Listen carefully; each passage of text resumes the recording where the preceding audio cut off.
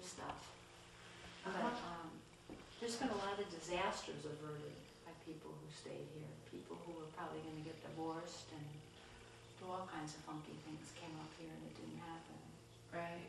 Well, I know the Trowbridges had their sort of relationship problems.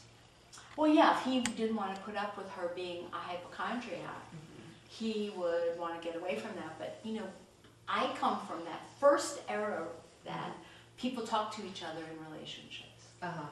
They, you know, and they didn't do that before then. You know, that was the era where you never said anything.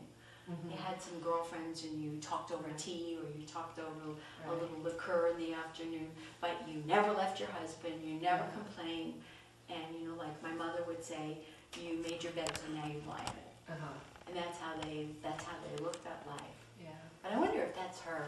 If there's a, do you know what she looked like, Sarah? I don't know. I have a picture of him, but I don't have a picture of her. Oh, isn't that interesting? That's really interesting. Yeah. And whoever Locke is, he, and none of his family murdered him. Because I was looking at that, it was actually somebody who was paid to do it, but they don't want to tell me who, because it's like, it still needs to be resolved in spirit, how he works through that. And he found out who it was, but it's not actually up to me to know who killed him. But they just didn't like him. Got a little fuzzy. You're welcome. You can get that up here. This is beautiful. Yeah, so he came here to be by himself. Actually, he would have liked more women around. He could have been a womanizer too. Well, that's how they feel about him. Mr. Trowbridge? Yeah. Yeah, actually what we do have is we have a stack of letters that he had a mistress. And they corresponded. He was a financier from back, you know, he was in the banking world. So he lived back in New York and loved Oracle and bought this place and had someone managing it, and they got married. But then we have these letters with him corresponding with his mistress. And they had a pact to burn each other's letters. And in the end, the whole situation deteriorated. It looked like she was blackmailing him. Oh, wow. And then the letters, and his letters to her ended up back here, and I have those letters. Oh, interesting. So we don't know, like, did Mrs. Trowbridge get the letters, and did she know, or how, why are they, did they end up here all together? Yeah, but he was definitely, she wasn't the only one though. She might have had letters. She definitely was not the only other woman in his life. He had other women in his life. He was her wife. Who was? Mr. Trowbridge. He was not very right. He was, people listened to him and did what he told them to do, but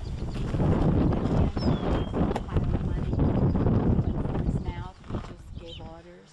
So like if you did this, you got what was in the hand. So he bought people.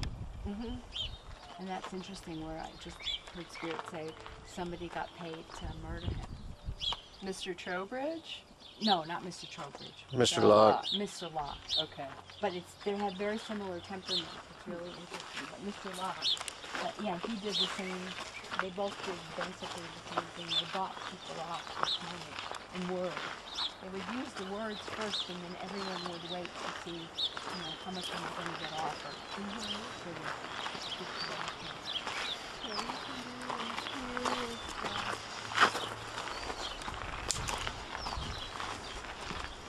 This is the guest house.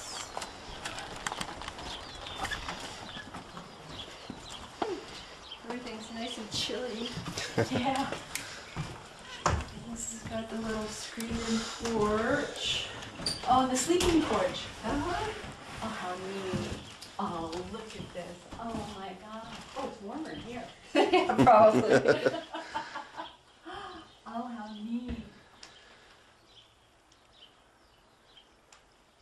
And this is older.